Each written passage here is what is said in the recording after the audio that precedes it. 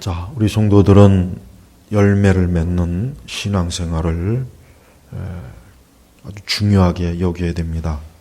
우리가 자칫 하다 보면은 신앙생활이라는 것 자체가 형식화되고 의식화되고 늘 그저 했던 그 신앙의 틀에서 벗어나지 못하고 그것이 전부인 양 지나갈 때가 참 많습니다. 하지만 오늘 예수님께서는 굉장히 중요한 말씀을 우리 하나님의 자녀들에게 했습니다. 무엇보다도 2절에 보니까 내 안에 있으면서도 열매를 맺지 않는 모든 가지는 아버지께서 제거하시고 열매를 맺는 모든 가지는 더 많은 열매를 맺도록 깨끗하게 하신다. 지금 계속해서 보면은 1절에서 오늘 8절에 보면은 열매에 관한 말씀이 계속 나옵니다. 예수님의 이 말씀은 비유의 말씀이에요. 즉, 자, 포도나무, 포도원이 있어요. 포도원에 있으면은 당연히 그 농부가 포도나무를 심었을 때 그 농부는 그 포도나무에서 포도가 열매를 맺는 걸 당연하게 여깁니다. 포도뿐만 아니죠. 뭐 사과나무를 심던 복숭아나무를 심던 뭐 어떤 종류의 과일나무를 심던 그것을 심는 그 사람은 거기에서 반드시 그 열매를 맺을 것을 기대하고 심지 그 열매를 맺는 걸 기대하지 않고 심는 농부가 어디 있습니까? 그것은 헛수고고 헛된 일밖에 안 되는 거예요. 자, 그렇습니다. 예수님께서도 그래. 예수님께서도 하나님의 백성, 자, 하나님의 나라라고, 하나님의 나라, 또 이 교회는 포도원이에요, 포도원. 네. 영적으로 보면은 이 교회는 포도원입니다. 네.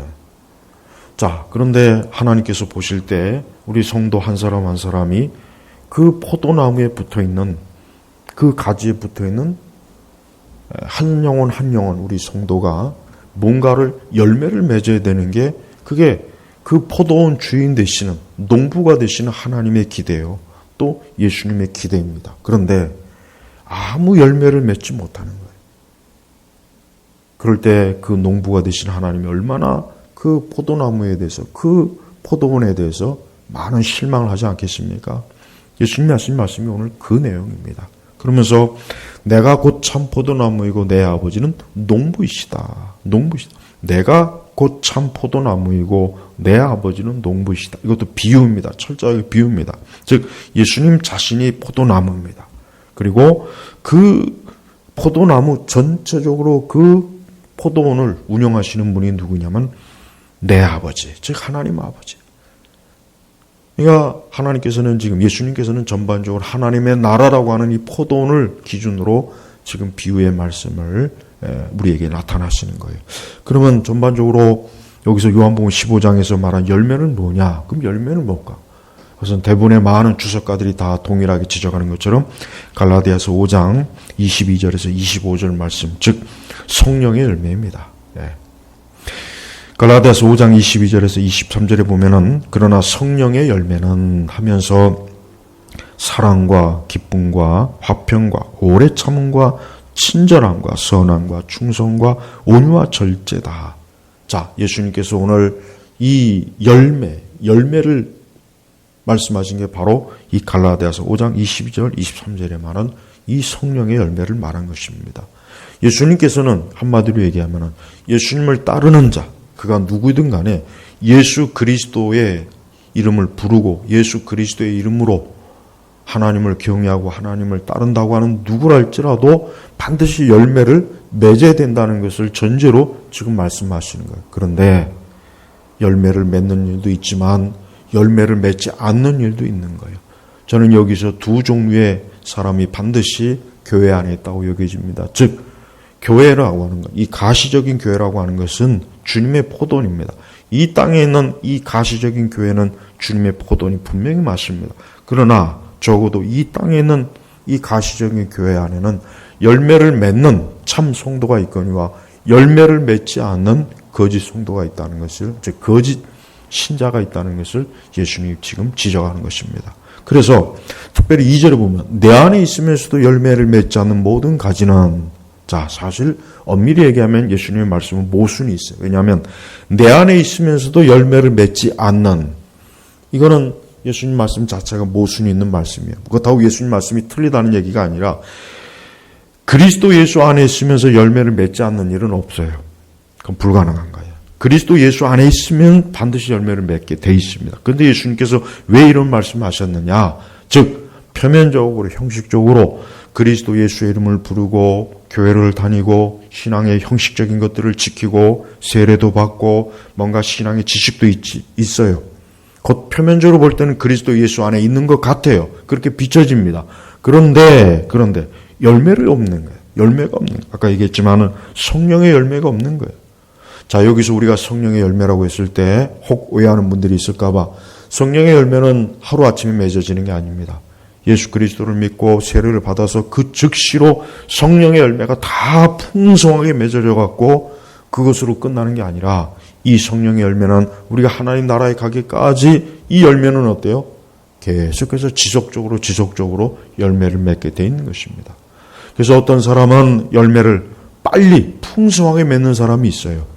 먼저 된 자가 나중되고 나중된 자가 먼저 되고 예수님도 하신 말씀이 있죠? 그렇습니다. 어떤 사람은 열매를 많이 풍성하게 빨리 맺는데 어떤 사람은 더디게 맺는 사람이 있어요. 그러나 둘 다 어쨌든 열매를 맺어요. 그러나 어떤 사람은 전혀 열매를 맺지 않는 거예요. 근데 이 사람은 표면적으로 교회를 오래 다녔습니다. 신앙의 연수가 깊습니다. 교회에서 여러 직분도 맡고 있습니다. 세례나 그 외 모든 기독교의 교회의 모든 형식적인 것들을 누구 못지않게 잘합니다. 그런데 열매가 없는 거예요. 그 얘기는 성령의 열매가 없어요. 사랑도 없고 기쁨도 없고 화평도 없고 오래 참음도 없고 친절도 없고 선함도 없고 충성도 없고 온유도 없고 절제도 없어요. 없는 거예요. 없는 거예요. 지금 예수님 말씀이 뭡니까? 내 안에 있으면서도 열매를 맺지 않는 모든 가지는 아버지께서 제거하시고, 여기서 이 제거한다는 건 뭡니까? 대부분의 주석가들은 이 제거한다는 것을 무서운 의미로 하나님의 심판, 마지막 때 하나님의 심판, 멸망을 얘기합니다. 이 제거한다는 표현은 그냥 가벼운 표현이 아닙니다. 많은 주석가들은 이 제거한다는 표현은 마지막 때, 그는 마지막 심판 때 하나님 앞에 섰을 때 그는 나는 너를 모른다. 하나님의 정죄로 다 해석을 합니다. 예, 맞습니다. 이 제거한다는 건 뭐겠습니까? 없애버리는 거예요. 포도 농사하는 그 내용을 보면 아시겠지만은, 자, 그 포도를 농사할 때 보면은 사실 포도뿐만 아닙니다. 특별히 과실수는 열매를 맺지 않는 가지는 다 잘라버립니다. 그래서 불필요한 영양분이 열매를 맺지 않는 가지에게 가지 않게 하는 거예요. 그런 가지는 빨리빨리 없애줘야 열매를 맺는 가지 쪽에 영양소가 다 가서 오히려 열매 맺는 가지들이 더 많이 맺게 하는 겁니다. 지금 바로 그걸 얘기하는 거예요. 열매를 맺지 않는 가지는 하나님 보실 때, 농부가 되신 하나님 보실 때 필요가 없는 거예요. 오히려 그것들은 있어봐야 영양분만 빨아먹고 영양분만 뺏어 먹지 열매가 없는 겁니다. 그렇습니다. 하나님의 나라, 하나님의 포도 교회 안에는 열매를 맺지 않으면서 영양분만 빨아먹는 사람들이 있어요. 이 사람들은 자세히 봐야 됩니다. 표면적으로는 굉장히 열심도 있고 뭔가 하나님을 경외하는 것도 있고 전혀 문제가 없어 보이지만 실제적으로 성령의 열매를 맺지 못하기 때문에, 맺지를 않기 때문에 이 사람들은 오히려 어때요?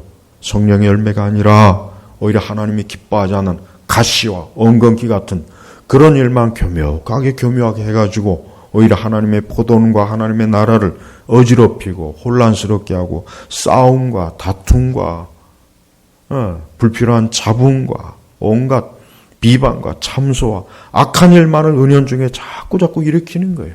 왜? 성령의 열매가 없으니까. 우리는 예수님의 이 말씀을 심각하게 여기게 됩니다.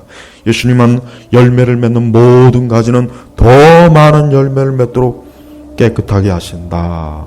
자, 가수원을 이렇게 보면은 그 가수원을 운영하는 사람들은 가지치기를 꼭 해줍니다. 가지치기를 안 해주면은 많은 영양소들이 어때요? 분산이 되고 낭비가 돼버린대요. 그래서 가지치기를 꼭 해줘야 된대요. 가지치기를 해줘야 그 열매를 맺는 가지들이 더 많은 열매를 맺고 그 가지가 더 튼튼하다고요. 그래서 가지치기는 아주 중요하다고 합니다. 가지치기를 안 할 경우에는 열매들이 부실해야 돼요. 부실해요. 잘 열매를 크게 맺을 수 있는 그 가지도 부실하게 돼버리는 거예요. 그래서 반드시 가지치기를 해주는 거예요. 자, 보시죠.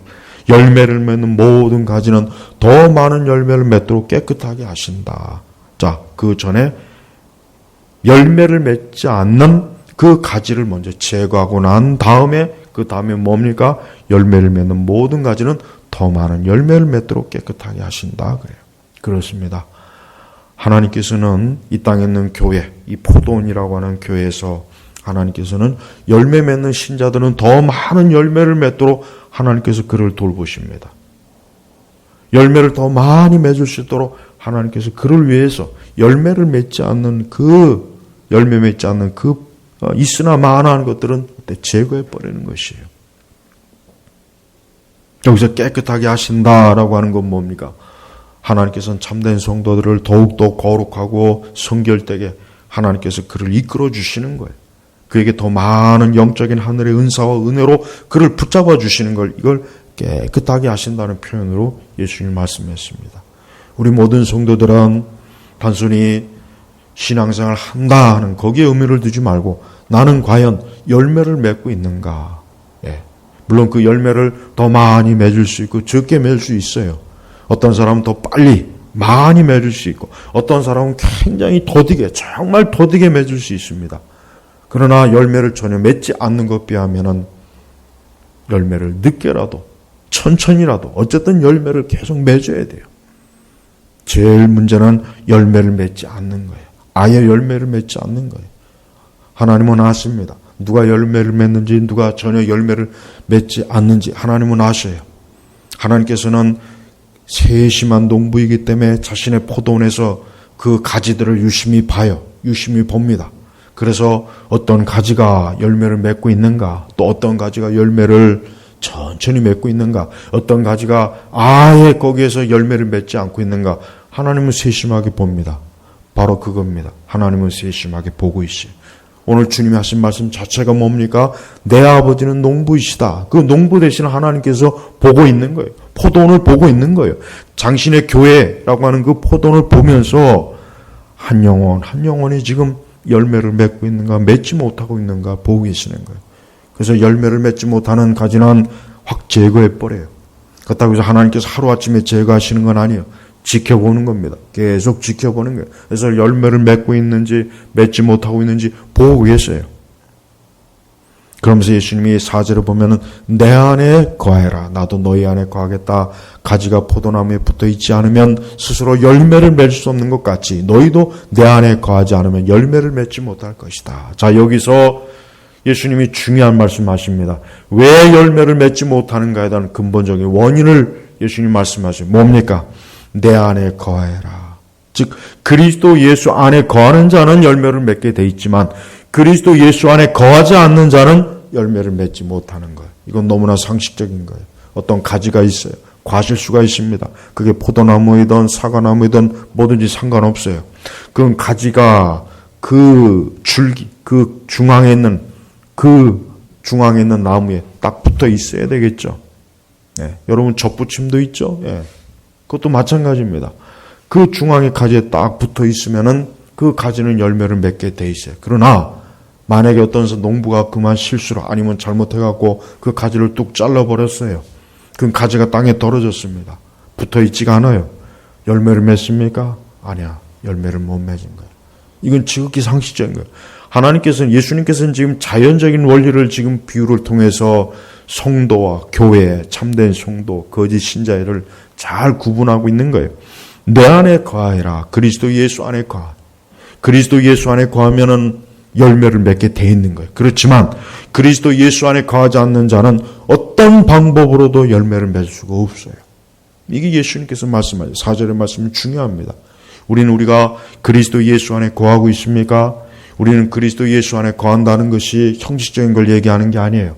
교리문답을 얘기하고 세례를 받고 교회 교족부에 자기 이름이 등록이 되고 나는 모태신앙입니다. 나는 교회 다닌 지 오래되었습니다. 그걸 얘기하는 게 아닙니다. 내 안에 거한다. 그리스도 예수 안에 거한다는 것은 그리스도의 생명이 계속 공급받는 거예요. 공급받는 거예요. 나무가 그냥 열매를 맺는 게 아니죠. 저절로 공중에 떠 있으면 거기서 열매를 맺습니까? 아니에요.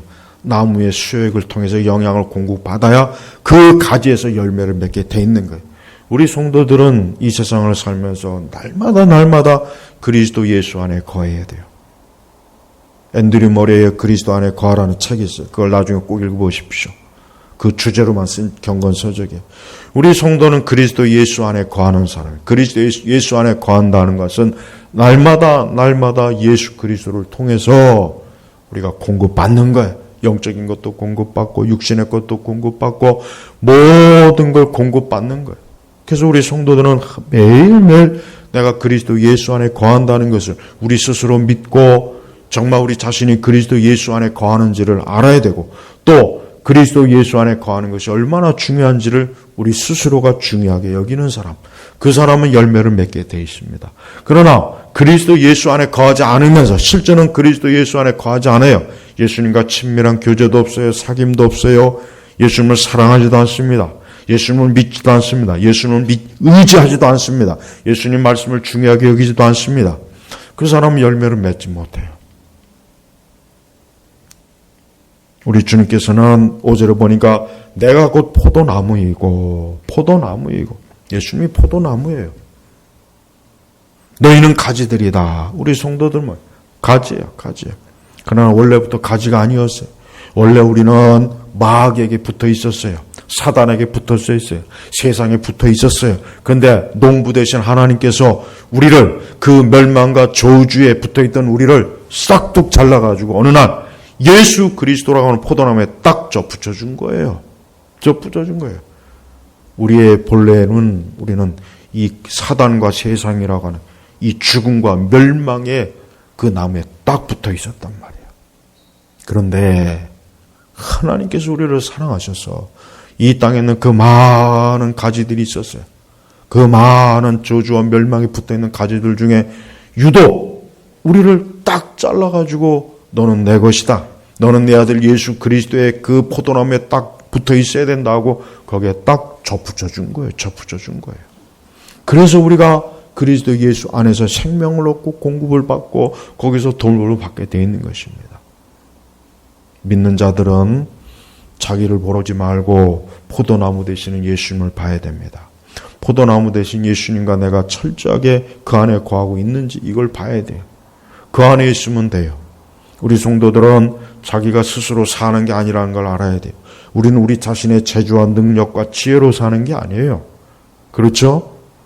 여러분 한번 과실수를 보십시오. 그 포도나무든 사과든 오렌지든 그게 스스로 잘라서 열매를 맺는 게 아니죠. 그 나무까지 붙어 있으니까 공급을 받는 거예요. 우리 성도들이 이 세상에 살아가는 삶의 방식이 뭔지 아십니까? 그것은 바로 포도나무 되신 예수님과 철저하게 밀접하게 딱 붙어 있어야 돼요. 믿음으로 붙어 있어야 돼요. 말씀으로 붙어 있어야 돼요.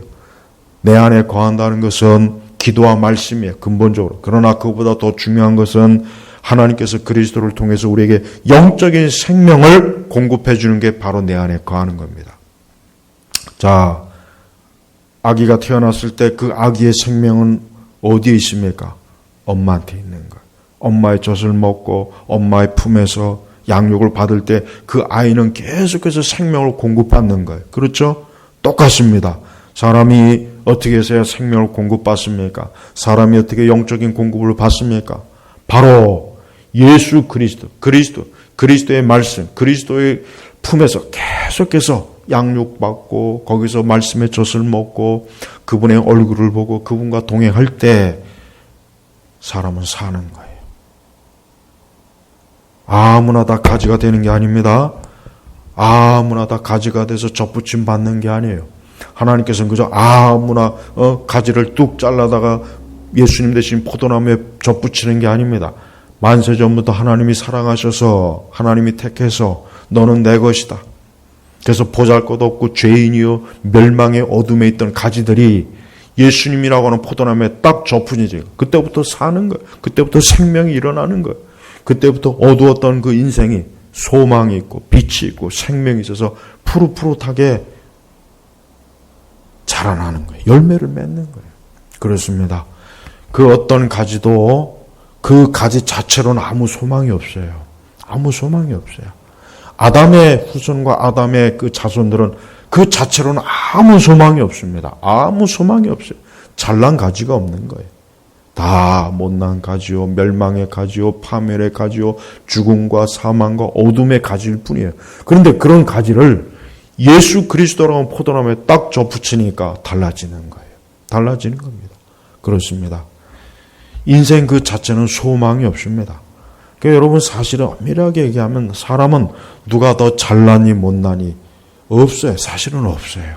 없습니다. 뭐 피부 색깔에 따라서, 가문에 따라서, 무슨 가진 거, 배운 거. 물론 사람들끼리는 그 차이가 있겠죠. 그러나 하나님 보실 때는 아무 가치가 없어요. 하나님 보실 때는 다 똑같이 뭐예요? 아담의 후손일 뿐이에요. 죄의 노예요. 마귀의 노예요. 세상의 노예요. 어둠에 속한 자예요. 멸망할 자예요. 하나님 보실 때는 다 똑같은 거예요. 그러니까 하나님께서는 인간의 어떤 본래적인 어떤 무언가를 기준으로 해서 하나님의 백성과 자녀로 삼지 않습니다. 그럴 필요가 아예 없어요. 똑같이 다 보잘것없어요. 똑같이 다 어둠이에요. 똑같이 다 사망에 처해 있어요. 거기서 뭐 잘난 가지가 있고 뭐 잘난 사람이 있겠어요? 없습니다. 그래서 하나님께서는 하나님의 자녀를 택할 때는 그 사람의 어떤 스스로의 의의 기준을 두지 않습니다. 그 사람이 애초부터 잘났거나 가문이 좋거나 피가 또 깨끗하거나 그런 거 없어요. 다 어두워요. 그러니까 아담의 본래적 그 모습, 그 태생 자체는 자랑할 게 아무것도 없어요. 아무것도 없는 거예요. 그래서 우리 성도들은 스스로 자랑하면 안 돼요. 우리 성도들은 그리스도 예수를 자랑해야지 내가 만약에 그리스도 예수 외에 다른 걸 자랑하면 안 됩니다. 애초부터 그런 생각이 들 수가 없어요. 진짜 겸손하고 참된 하나님의 자녀는 자기 자신 안에 자랑할 것이 없다는 걸 스스로 잘합니다. 나는 본래부터 자랑할 것이 없다. 나는 예수님 외에 자랑할 것이 없다. 나는 하나님 자녀된 것, 그거 외에는 내가 자랑할 것이 없다는 걸 스스로 압니다. 본성적으로 하나님의 생명을 얻은 자는 그거 외에는 자랑할 게 없다는 걸 알게 돼 있어요. 근데 여전히 어때요? 여전히 이 세상에 속하고 어둠에 속한 자는 육신의 것을 자랑해요. 육신의 것을. 나는 로마인이다. 나는 그리스인이다. 나는 지식이 많다. 나는 가문이 좋다. 나는 무엇이 잘났다. 나는 뭔가를 많이 가지고 있다. 그걸 자꾸 자랑해요. 여러분 세상 사람 보십시오. 그들이 말은 안 해서 그렇지 그들이 자랑한 게 뭐예요? 나는 좋은 대학을 나왔다. 나는 지식인이다. 나는 우리 집이 가문이 좋다. 나는 잘났다. 은연중에 살아한 걸 자랑합니다. 그게 자랑이에요. 자랑이에요. 종교인들도 보면은 이 세상의 종교인들을 보면은 그 자체가 자랑이에요. 나는 수행을 많이 했다. 나는 무슨 무소유다. 나는 무소유를 자랑한 사람이 제일 바보 천치라고 생각해요. 그렇게 자랑하고 싶으면 아예 흔적을 없애버려야 돼. 자기 자신의 흔적조차도 없애버려야 돼. 인간은 무슨 무소유고 유소유고 그게 뭐야? 그것 자체가 자랑이요. 나는 무소유. 나는 그것도 종교적인 자랑이라고 생각해요. 법정이고 뭐고 그것도 자랑이에요. 나는 무소유하고 나는 옷이 헐벗고 옷 2벌밖에 없고 가진 게 없고 그거 자랑입니다. 그것도 자랑이에요. 그것도 교묘한 자랑이 되는 거예요.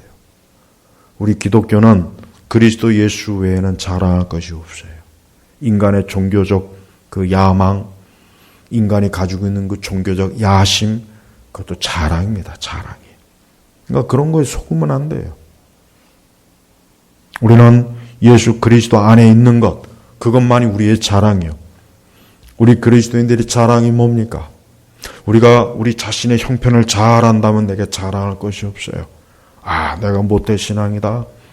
나는 기도를 많이 해. 나는 성경을 많이 읽어. 나는 기독교 신앙의 지식이 많이 있어.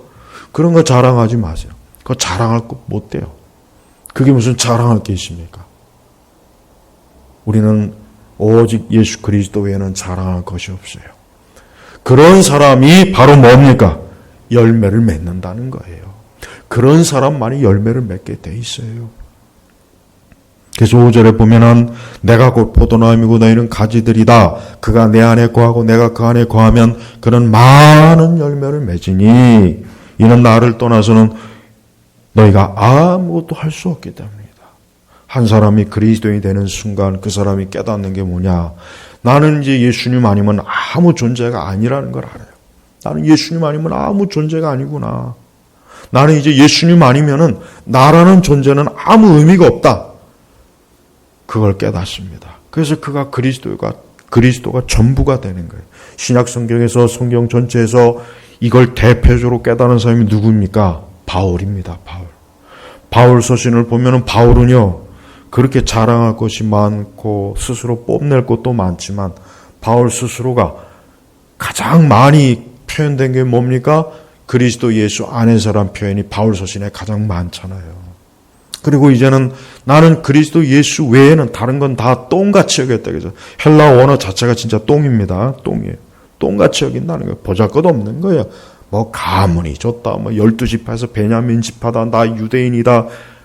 바울 자신은 그걸 똥이라고 여겼어요. 진짜 헬라어 자체가 똥입니다. 진짜 정말 그런 거예요. 똥을 귀하게 여기는 사람이 있습니까? 이 똥은 황금똥이야. 그런 사람이 세상에 어디 있어요? 정신병자 외에는 없어요. 진짜 바울이 그렇게 여긴 거예요. 사도행전 보면은 바울이 그 초대교회 그 하나님의 귀한 일꾼 그 집사를 막 그냥 돌로 쳐 죽일 때 바울이 옆에서 증인이 됐어요. 그때 바울이 보십시오. 그때 그 바울은 어떤 바울입니까? 자기를 자랑하는 거예요. 예수 믿는 사람들을 아주 잔혹하게 핍박하고 잡아 죽였던 바울은 자기를 자랑한 거예요. 자기 외에는 없어요. 그렇지만 그가 광야에서 예수님을 만나고 나서부터는 이제부터는 자기의 모든 걸 돌아보니까 정말 아무것도 아닌 죄악된 것밖에 없던 존재가 예수님을 만나고 나니까 이젠 예수님이 전부가 되는 거예요. 예수님 믿는 사람은 진짜 예수님이 전부입니다. 그게 가장 먼저 와요. 그게 가장 먼저 오고 나머지 것들이 이제 순서가 잡히는 거예요. 그러나 예수님이 없는 인생은 예수님은 아예 없죠. 이젠 자기의 육신의 것들이 전부가 되는 거예요. 전부가 되는 거예요. 자꾸 나는 세상 사람들이 참 어리석다고 여겨져요. 왜? 어떤 면에서 많은 게 있지만 이 세상의 종교인들에 대한 환상을 가지고 있어요. 그래서 가난하고 헐복, 가난하고 뭔가 수행을 많이 하면 막 존경심을 가져. 존경심을. 난 그거 자체가 참 어리석다고 생각해요. 그게 뭐 대단합니까? 무소유? 그게 뭐 대단해요? 혼자 산에 가서 30년 도 닦은 거, 그게 뭘 대단해요? 그거 얼마든지 할 수 있어요. 뭐 가난하게 옷 입고, 그게 뭐 어렵습니까? 그게 뭐 대단해요? 근데 이 세상 사람들은 뭐예요? 그런 걸 굉장히 대단하게 여기서 그렇게 하는 사람은, 천주교 사제가 어떤 사람이 이래요? 목사님은 결혼도 하고 가정도 갖고 사제에 비하면 아무것도 아니래. 천주교 신자들이 보면은 목사 알기를 아주 그냥 흑살이 껍다고 알고 있어요. 왜? 목사님은 결혼을 하고 가정도 갖고 사제는 결혼도 안 하고 평생. 그게 뭐 대단합니까? 그래서 사제는 술, 담배 처먹는 걸 허용해 주나 보죠? 그러니까 이 세상 사람들이 가지고 있는 기준은 참 엉터리예요, 엉터리. 그게 뭐 대단합니까? 하나도 대단할 게 없어요. 그 자체가 교만이에요, 교만. 바울 자신도 그랬어요. 나는 베냐민 지파요, 그 가마니알 문화에서 최고의 수제자요. 그걸 자랑했잖아요. 근데 예수님을 알고 나서 예수 그리스도를 믿고 나니까 알게 되니까 그게 얼마나 하찮은 걸 알았던 거예요. 나는 자꾸 불교도들, 천주교도들, 불교와 천주교에 빠진 그 사람들을 보면은 자기네들 종교 지도자를 자랑해요. 우리 추기경, 우리 주교, 우리 승려, 청빈하고 아주. 그건 자랑할 게 아니에요. 그건 인간의 자랑일 뿐이라고요. 인간의 자랑을 포장한 것 뿐이에요. 그래서 나는 기독교 목사가 가장 정직하다고 생각해요. 가정을 갖고 일반 사람들과 똑같이 생활하잖아요. 자녀를 키우고 먹고 마시고 생활하고 이게 오히려 더 정직한 겁니다. 이게 더 정직한 거예요. 이방 종교 사제들 뭐 결혼 안 하고 가정 안 갖고 청빈하게 혼자 방구석에 처박히고 암자에 처박히고 저 수돈에 처박혀 있는 거, 그게 대단하게 보입니까? 세상 사람들 그걸 대단하게 보더라고요. 대단할 거 하나도 없어요. 난 오히려 이런 생각이 들어요. 나도 오히려 결혼 안 하고 자녀 없으면 그게 오히려 난 그게 더 쉬울 것 같아요. 솔직히 그게 더 쉬워요. 네. 더 시간 많죠. 더 나 혼자 마음껏 할 수 있어요. 그게 뭐 자랑이에요. 오히려 가정을 갖고 자녀를 기르고 저렇게 말 안 듣는 저 두 놈 저거 예배, 이게 더 힘든 거. 이게 어디서 결혼도 안 한 것들이 무슨 가정이 어쩌고 뭐 새벽 6시에 일어나서 아이를 40분 동안 돌봐라, 그런 헛소리 하니까 이번에 빵 터진 거예요. 나는 절대로 천주교 사제 승려들, 나는 그 사람들 더 위선자고 더 쉬운 길로 가는 거예요. 솔직한 얘기. 그게 더 쉽습니다. 그게 뭐 어려워요. 그런 헛된 거 자랑하면 안 돼요. 우리 성도는, 우리 믿는 사람들은 예수님 외에 자랑할 거 없어요. 나의 뭐 청빈, 무소유, 그런 거 자랑할 필요 없어요. 그게 뭐 자랑거리라고. 예수님은 우리가 그리스도 예수에게 딱 붙어있고 그분 안에 거하면 그게 참된 인생이라는 겁니다. 그런 인생이 열매를 맺는다는 걸 지금 말씀해 주시는 거예요. 예수님께 붙어있지 않은 인생 아무 의미 없어요. 아무 의미 없습니다. 그 사람은 열매 자체도 없고 그 인생 자체가 아무 쓸모가 없는 거예요. 예수님은 그걸 얘기하는 겁니다. 세상에서 말하는 인생관하고 참 다릅니다. 세상에서 말하는 인생관은 오만 것들을 요구하고 무슨 또 종교적인 포장도 하고 도덕적, 윤리적도 포장을 잔뜩 해요. 소용없어요. 예수님에게 붙어있지 않으면 아무 소용이 없는 거예요. 그래서 예수님이 그런 거예요. 누구든지 내 안에 거하지 않으면 그는 가지처럼 밖에 버려져 마르게 되고 사람들이 그것들을 모아 불에 던져 태운다. 예. 건전한 복음주의 주석가들은 아까도 말했지만 6절 말씀은 불에 던져 채운다.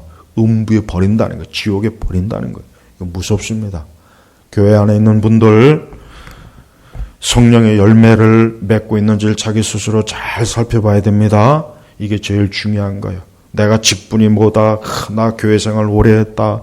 내 무슨 교회에서 많은 일을 했다.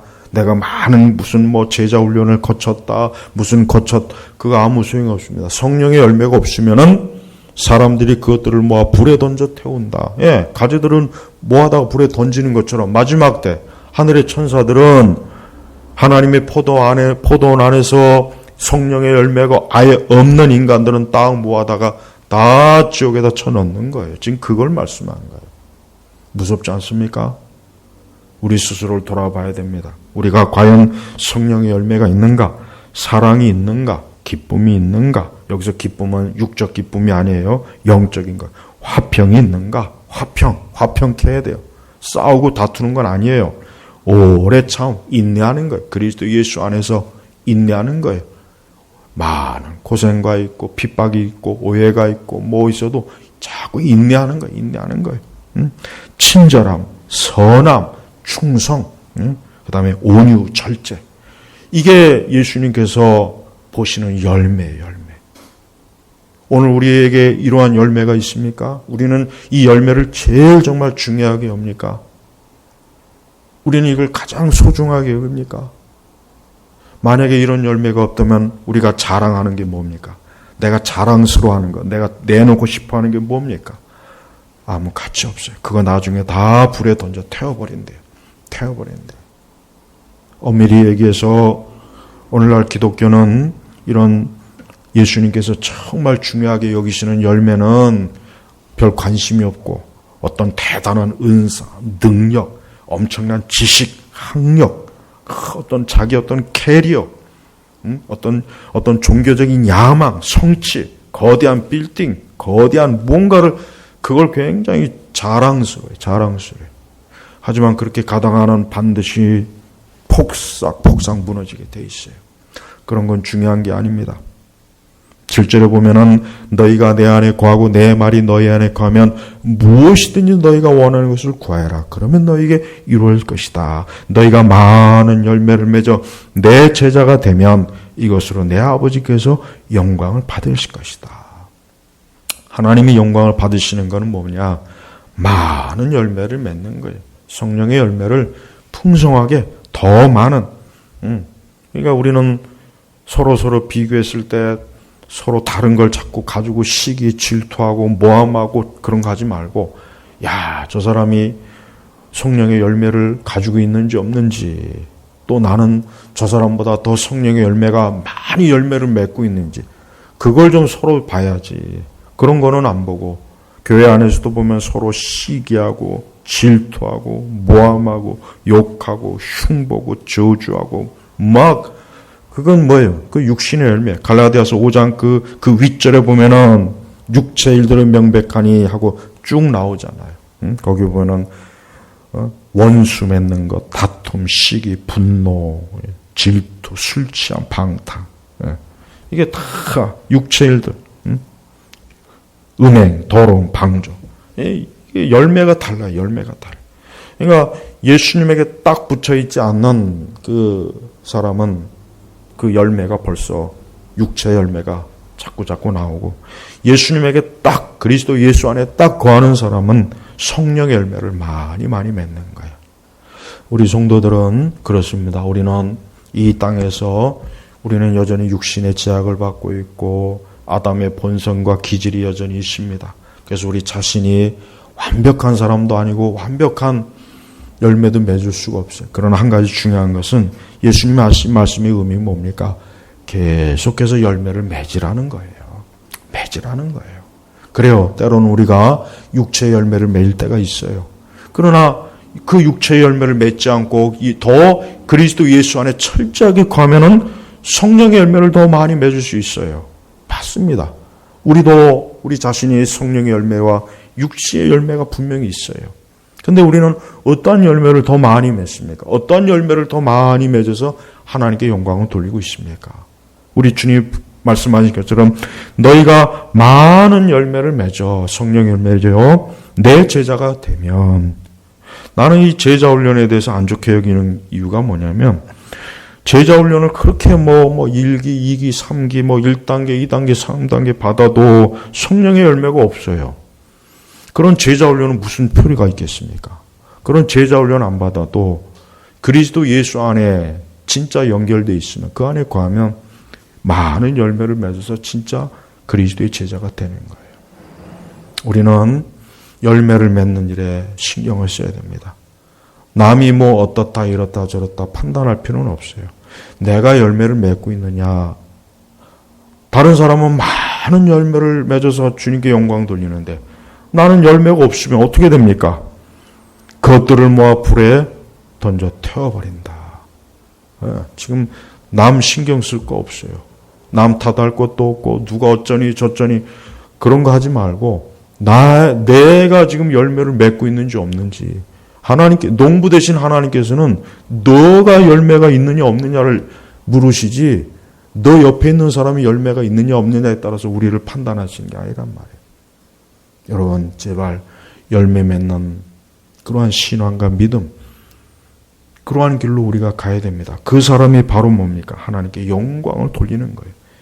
예수님은 오늘 이 말씀을 통해서 예수 그리스도를 믿고 예수님을 따르는 자들은 반드시 열매를 맺게 되어 있다는 전제가 있어요. 그러나 사실 예수님 안에 거하지 않는 사람은 열매가 없다는 거예요. 이게 무서운 겁니다. 그리고 그들은 뭡니까? 내 안에 거하지 않으면 그는 가지처럼 밖에 버려져 마르게 되고 사람들이 그들을 모아 불에 던져 태운다. 예수님의 이 비유의 말씀을 들은 그 당시 유대인들은 복잡한 주석 읽을 것도 없어요. 이런 긴 설교 들을 필요도 없어요. 그들은 자기 자신들이 농사를 짓고 과일나무를 심어보고 열매가 있는 것과 없는 것과 가지를 너무나 잘 알기 때문에 예수님 말씀 듣는 딱 순간, 오늘 예수님 말씀 들어보니까 내가 열매가 있구나, 내가 열매가 없구나 즉시 압니다. 저는 저를 포함해서 우리 모든 우리 예일교회 성도들이 다른 걸 중요하게 여기지 마십시오. 다른 건 중요한 게 아니에요. 정말 다른 건 중요한 게 아닙니다. 내가 열매가 풍성하게 맺으면 또 그런 데 관심을 기울이고 그런 데 마음을 쏟으면 우리 주님이 기뻐하시고 그걸 통해서 하나님의 영광을 받으시고 그 풍성한 열매로 인하여 우리가 하나님의 축복도 받고 하나님의 모든 도우심도 받고 부족할 게 없게 해줘요. 오죽하면 무엇이든지 너희가 원하는 것을 구하여라. 그러면 너에게 이루어질 것이다 그랬어요. 기도응답의 비법 500페이지짜리 책 읽을 것도 없어요. 기도응답의 책 1000권, 10,000권 읽을 필요 없습니다. 그거 읽는다고 해서 기도응답이 주는 거 아니에요. 열매가 맺히면은 너희가 원하는 걸 구하라. 그럼 다 이루어진다 그랬어요. 기도응답의 비결은 바로 이 7절에 있습니다. 우리 성도 여러분, 기도응답에 대해서 고민하십니까? 성령의 열매를 맺으십시오. 하나님의 축복에 대해서 관심이 있습니까? 그럼 성령의 열매를 맺으십시오. 여러분의 삶에 하나님의 도우심과 인도하심에 관심이 있습니까? 그럼 성령의 열매를 맺으십시오. 하나님은 그런 사람을 통해서 영광을 받으시기 때문에 그렇습니다. 우리 모두가 이제부터 오늘 예수님이 하신 말씀처럼 열매를 맺는 인생으로, 열매를 맺는 신앙으로 우리 인생을 살아나기를 주의 이름으로 축복합니다. 기도하겠습니다. 하나님 아버지 감사합니다. 오늘도 우리 주 예수님의 말씀을 통해서 열매를 맺는, 참으로 주 안에 거하면서 풍성한 열매를 맺어 하늘에 계신 하나님께 영광을 돌리는 그러한 신앙의 사람들이 되도록 우리를 이끌어 주소서. 감사하며 예수님의 이름으로 기도 올렸습니다. 아멘.